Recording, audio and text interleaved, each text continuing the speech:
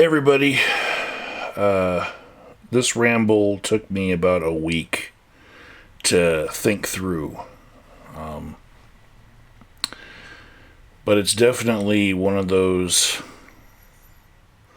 but by the grace of God, there I go stories. It's also,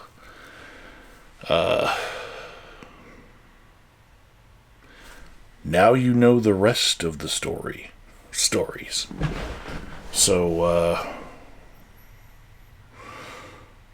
last weekend, on Saturday, August 13th, 2022,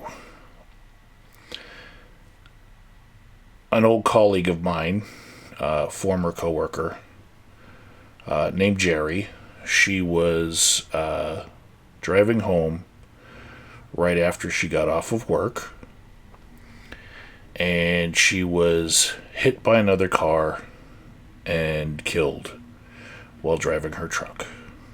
And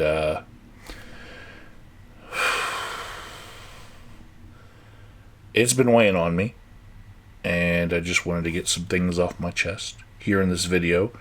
Things that, I can say to all the internet strangers that watch my videos, but it's harder to say to people that knew her. But first of all, I know what her life was like working on that job, because Jerry was me on the weekend. For 3 years, I was the night shift charge counselor at Denver Cares Detox. And we worked parallel to the nurse hours, which are 7 to 7. 7 a.m. to 7 p.m., but for me, on the night crew, it was 7 p.m. to 7 a.m. Now, not every shift was 12 hours for us counselors. We could do, like I did 2 12s and 2 8s. So some nights I started at 7 and got off at 7, between 7:25 and 7:30 actually, because they took 30 minutes of our lunch out of our pay. So like you clock out at 7:25 and then you get 12 hours of work. But also on the days where I was just working an 8-hour shift, I would start at 11 o'clock at night and then work until 7:25 in the morning. And I would work Sunday through Wednesday nights for 3 years. And on the other side of the week was Jerry. She was me on the weekend. She worked Thursday, Friday, and Saturday nights. So she worked most of the weekend. I only came in on the very tail end of the weekend on Sunday night at 7. So, with the pay system at Denver Cares Detox, we got a pay differential for taking the night shift. And it was about $5 per hour,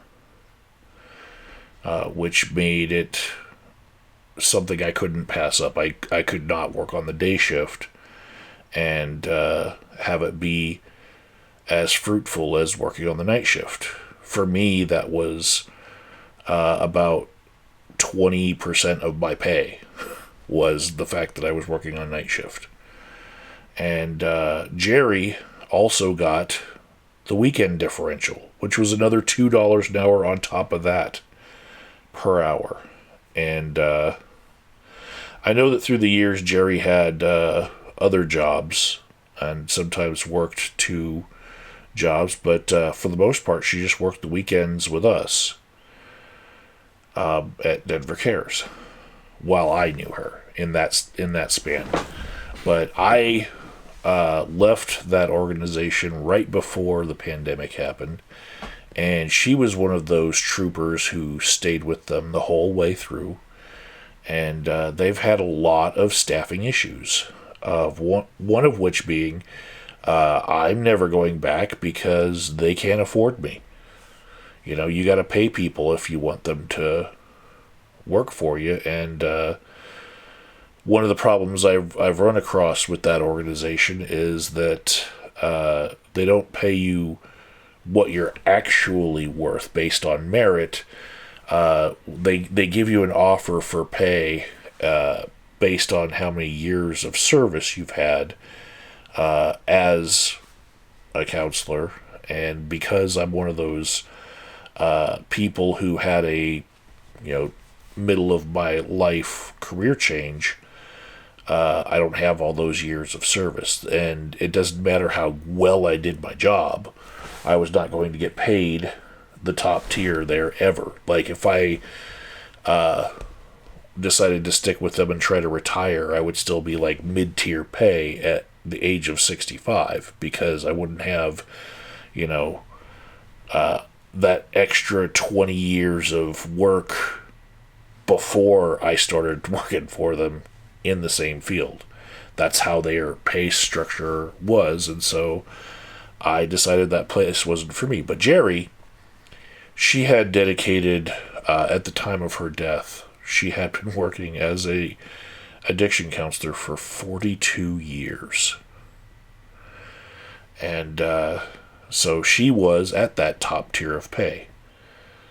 She was 65 years old when she died on Saturday the 13th.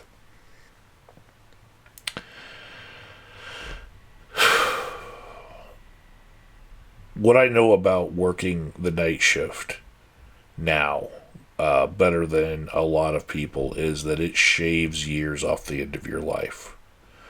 It is brutal to it is brutal to your relationships. It is brutal to your physical body. It's brutal to your mental health. It is horrible to keep working the night shift. I don't recommend people do it. And I can remember in the morning, as the charge counselor, if there was work that was not done by my shift or not done properly, sometimes I would be held over late in order to get the job done so that I could put a bow on it and hand it off to the next shift. And sometimes I was just a stack of non-compliant people who hadn't been done, and that would just get dropped on my desk because one of the nurses decided to just let out everybody in one of the padded rooms up front, the quiet rooms, who had lice, and just decided, okay, we're not holding on to them. We're just going to let them all go and not even do their paperwork. So here's a stack of non-compliant paperwork. Finish it all out, and each one would take me like 20 minutes to do. So, that would very often happen to me at the end of my shift, especially if the nurse was not caring about what she was doing to the counselors' lives. But here's what happened when I was held over late. Sometimes it was because there were no other counselors coming in the morning, and so in order to get counselors to fill for the counselors that called in sick, they needed me to stay a couple hours, and it's part of the job contract that you have to stay until they can get your replacement in. And nurses too, they can hold you up to working a 16-hour shift, and that was brutal. But many times it was just like an extra 30 minutes here and there. Sometimes it was a training that was mandatory, and they were bringing someone in to do a training, ironically, on self-care. I remember once I got a certificate for self-care that I had to stay after doing my overnight shift. I had to stay there till noon to see this presentation on self-care. That was horrible, because then I was driving home at noon, having started work at 3 p.m. the night before, and I was dizzy. I was delirious. Driving tired can be worse than driving drunk. And this is the part that is like the rest of the story. The police haven't come out with the reasons why the accident happened. They're still investigating after a week, but I can tell you that the accident happened around 8. And on a normal shift, in order to get off on time, we're supposed to clock out between 7:25 and 7:30 on that job. They actually gripe at us if we don't have a reason to not have clocked out on time, right?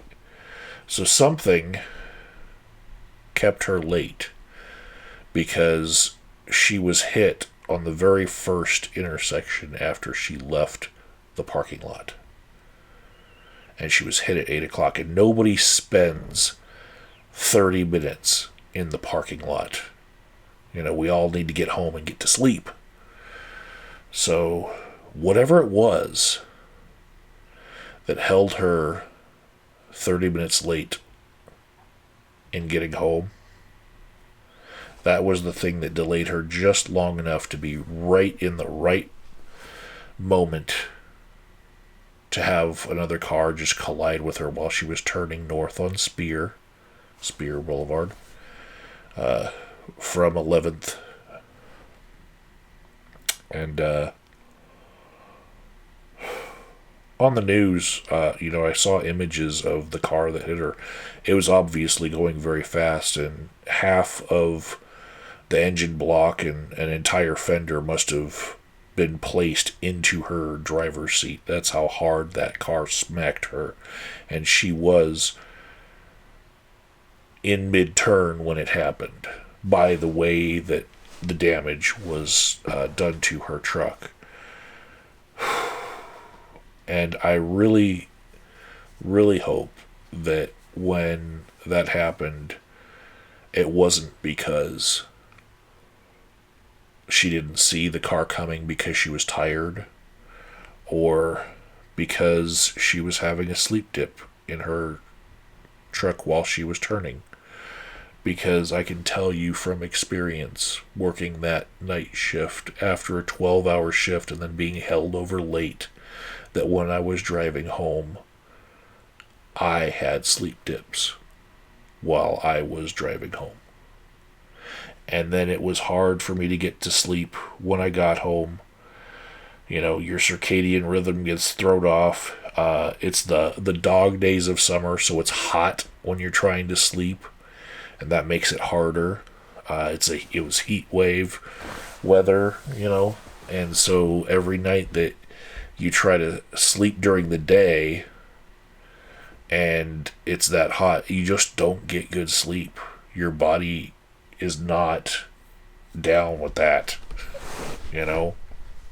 messes with your mind, makes you make mistakes. And yeah, but by the grace of God, there I go, because I quit that job about 3 years ago, and now I'm on the day shift, and I wouldn't tell anyone that working on the night shift is a smart thing to do.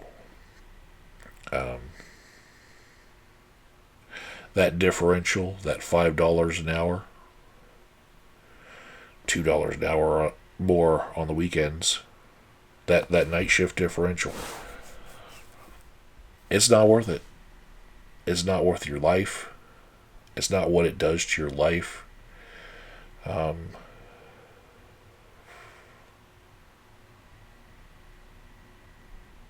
Yeah.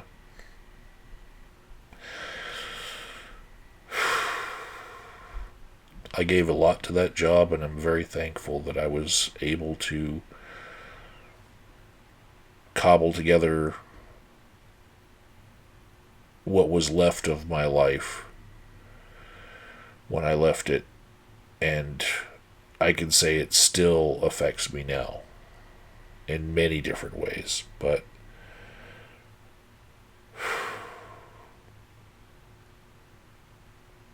I could also now say that it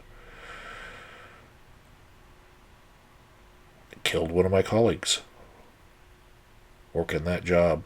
She worked it till the day she died. Somebody had to work her shift that night and step into her shoes. And I don't think they're going to find anyone that can do that job as well as her. I mean, she was better than me the entire time I was there. But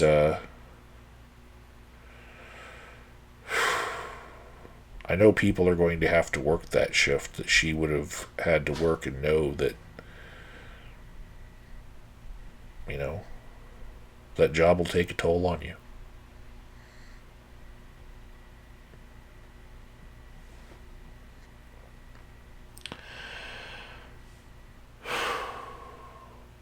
There might be at least one or two people who have to live with the thought that by keeping her late that day, they contributed to her death.